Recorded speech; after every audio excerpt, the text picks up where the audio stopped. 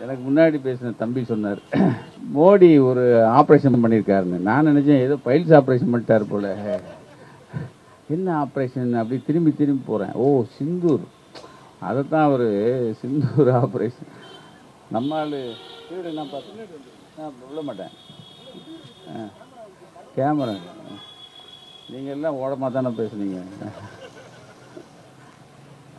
அப்போ நம்ம சுரேஷ் எங்கள் தலைவர், அவர் நல்ல ஒரு டைட்டில் வச்சார். கிழக்கிந்திய கம்பெனி மாதிரி குஜராத் கம்பெனி.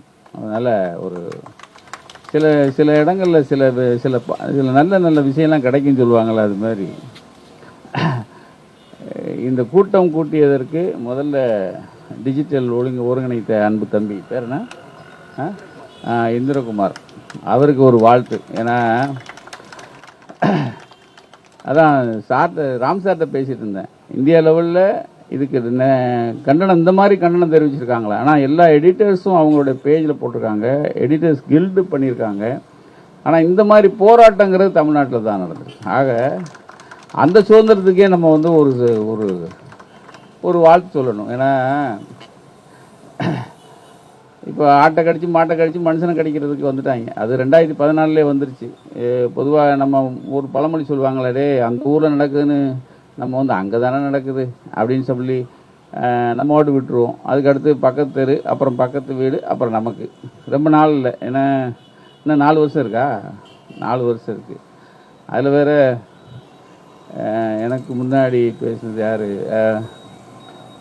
எப்பயும் உங்களுக்கு வந்துடும் நமக்கும் வந்துரும்னு இப்போ எங்கள் தலைவர் சொன்னார்னு நினைக்கிறேன்.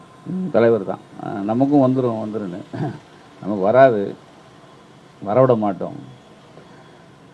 இந்த இதெல்லாம் அனுபவிச்சுட்டு தான் நான் உங்கள் முன்னாடி வந்திருக்கேன். இது இந்த 124 ஏ 91லேயே என் மேலே 124 ஏ ரொம்ப அன்பாக போட்டாங்க. அதை சேலஞ்ச் பண்ணால் இப்போ கவர்னர் ரொம்ப அன்பாக ஒன்று போட்டார், 124 தான். இதெல்லாம் பார்த்துட்டோம். இருந்தாலும் நாம் மதிக்கிற பெரிய ஆட்கள் அவங்களுக்கே இந்த அவஸ்தை. அப்போ நீங்கள் நல்லா பார்த்தீங்கன்னா 2014 அப்புறம் இருந்த நிலைங்கிறது, அதான் ஊடக சுதந்திர குறியீடு 2014 140 இருந்திருக்கு. நம்ம நாடு 140வது நாடாக இருந்திருக்கு. இப்போ 161 வந்துடுச்சு. அது ரொம்ப ரொம்ப நல்ல முன்னேற்றம். அது காரணம் கரண் தப்பர் மாதிரி பெரிய ஆட்களை நீங்கள் வந்து எழுத்து நின்னா இப்படி தான் வரும் அப்படிங்கிற மாதிரி அவங்க மாதிரி ஆட்கள் நீங்கள் நம்ம கூட இருக்காங்க. ஏன்னா நம்ம இப்போ நமக்கு என்ன ஒரு சந்தோஷம்னா, கரண் தாப்பர் வரிசையில் நாமெல்லாம் வந்துட்டோம்.